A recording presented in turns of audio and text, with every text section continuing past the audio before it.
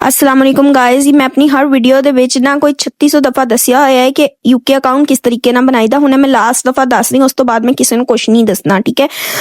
ਪਹਿਲੇ ਸਭ ਤੋਂ ਪਹਿਲੇ ਤੁਸੀਂ ਮੈਂ ਤੁਹਾਨੂੰ ਦੱਸ ਦਵਾਂ ਕਿ ਕੋਈ ਵੀ ਕੰਮ ਨਾ ਤੁਹਾਡੇ ਕੋਲ ਪਹਿਲੇ 100% ਲੈਂਦਾ, ਉਸ ਤੋਂ ਬਾਅਦ 100% ਦਿੰਦਾ ਹੈ।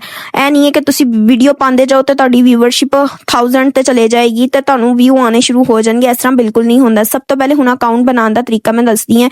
ਇੱਕ ਨਾਰਮਲ ਜੀਮੇਲ ਬਣਾ ਲੈਣਾ ਹੈ, ਵੈਰੀਫਾਈਡ ਕਰੋ ਜਾਂ ਨਾ ਕਰੋ। ਉਸ ਤੋਂ ਬਾਅਦ ਤੁਸੀਂ ਜਿੱਥੇ ਅਕਾਊਂਟ ਬਣਾਈਦਾ ਨਾ ਸਾਈਨ ਇਨ ਕ੍ਰੀਏਟ ਇਨ ਕਰੀਦਾ ਹੁੰਦਾ, ਉੱਥੇ ਜਾਣਾ। ਨੀਚੇ ਪਾਕਿਸਤਾਨ ਦੀ ਜਗ੍ਹਾ ਤੁਸੀਂ ਆਪਣਾ ਰੀਜਨ ਚੇਂਜ ਕਰ ਲੈਣਾ। ਰੀਜਨ ਚੇਂਜ ਕਰਨ ਤੋਂ ਬਾਅਦ ਤੁਸੀਂ ਮੋਨੇਟਾਈਜੇਸ਼ਨ ਟਿਕਟੋਕ ਸਟੂਡੀਓ ਤੇ ਆਣਾ। ਟਿਕਟੋਕ ਸਟੂਡੀਓ ਦੇ ਵਿੱਚ ਇੱਕ ਮੋਨੇਟਾਈਜੇਸ਼ਨ ਵਾਲਾ ਆਪਸ਼ਨ ਹੋਣਾ, ਉਹਦੇ ਵਿੱਚ ਤੁਸੀਂ ਦੇਖਣਾ ਕਿ ਕ੍ਰੀਏਟਰ ਰਿਵਾਰਡ। ਅਗਰ ਕ੍ਰੀਏਟਰ ਰਿਵਾਰਡ ਆ ਰਿਹਾ, ਇਹਦਾ ਮਤਲਬ ਤੁਹਾਡਾ ਅਕਾਊਂਟ ਬਾਹਰ ਦਾ ਬਣ ਚੁੱਕਿਆ ਹੈਗਾ। ਕੋਈ ਜਾਦੂ ਮੰਤਰ ਟੂਣੇ ਵਾਲੀ ਗੱਲ ਨਹੀਂ ਹੈਗੀ, ਇਹਦੇ 'ਚ ਕੰਮ ਨਹੀਂ ਹੈ।